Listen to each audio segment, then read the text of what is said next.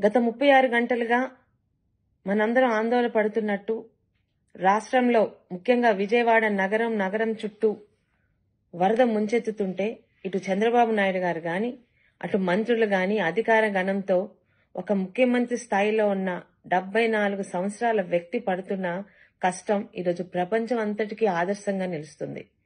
అలాంటి చంద్రబాబు నాయుడు గారి గురించి ఓడిపోయిన దగ్గర నుండి ఎక్కడ దాక్కున్నాడో తెలియదు గాని ఈరోజు 2 కెమెరాల ముందుకొచ్చి నోటికొచ్చినట్టు వాగుతున్న మాజీ మంత్రి అప్పలరాజు గారి గురించి ఆయనకి సమాధానం చెప్పడానికి మేము ముందుకొచ్చాను. అయ్యా అప్పలరాజు గారు, ఈరోజు చంద్రబాబు నాయుడు గారు తిత్లీలో ఏం చేశారు, హుదుహుదులో ఏం చేశారు, ఇప్పుడేం చేస్తున్నాడని కళ్ళుండి చూడలేని నీలాంటి కబోది మాట్లాడుతున్న మాటలకి ప్రపంచంలోని ప్రతి ఒక్కరూ అసహ్యించుకుంటున్నారు.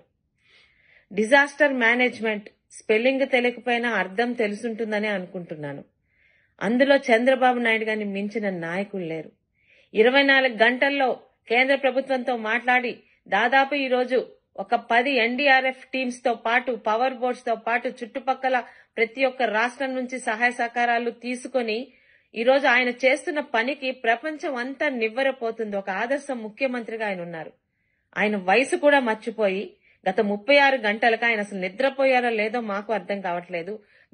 గంటకి ఒక మామూలు వ్యక్తిలాగా ఆయన అధికారులతో సమానంగా ఈరోజు పడవేసుకొని ప్రతి ఒక్క వీధికి ప్రతి ఒక్క ఇంటికి వెళ్లి ప్రతి ఒక్కరికి కూడా అమ్మా మీరు భయపడొద్దు, 24 గంటల్లో సాధారణ పరిస్థితికి తీసుకొస్తాను, మీతో నేను ఉన్నానని ప్రతి గడపకి ఆయన ఈరోజు ఇస్తున్న భరోసా ప్రతి ఒక్కరి మనసుల్ని కదిలించి వేస్తుంటే నోటికొచ్చినట్టు మాట్లాడతావా?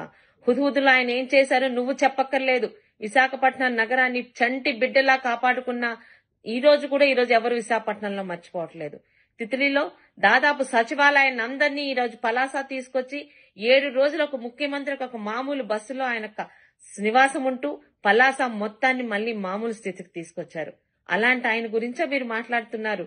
మీకు తెలిసొస్తే కదా ఈరోజు మీ వరకు గత 5 సంవత్సరాలు మీ పాలనలో నెల్లూరు జిల్లాకు చుట్టుపక్కల వరదలు వచ్చినప్పుడు ఒక హెలికాప్టర్లోని వెర్రి నవ్వులు నవ్వుకుంటూ చూసిన వెళ్లిన అప్పటి ముఖ్యమంత్రి జగన్మోహన్ రెడ్డి గారికి ఈరోజు నిద్రపోకుండా నిద్రాహారాలు మాని ప్రతి గడప తొక్కుతున్న మా ముఖ్యమంత్రి చంద్రబాబు నాయుడు గారికి ఎంత తేడా ఉందో ప్రజలకు అర్థమవుతుంది.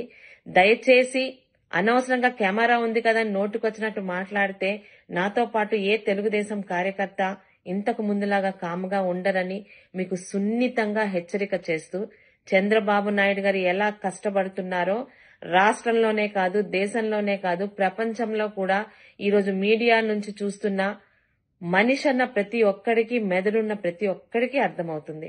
మరి మీలాంటి పశువులకి ఎందుకు అర్థం కాదో మీరు మనుషుల పశువుల మీ ఇంగిత జ్ఞానానికే వదిలివేస్తూ ఫస్ట్ అండ్ లాస్ట్ వార్నింగ్ ఇస్తున్నాను అప్పలరాజు గారు.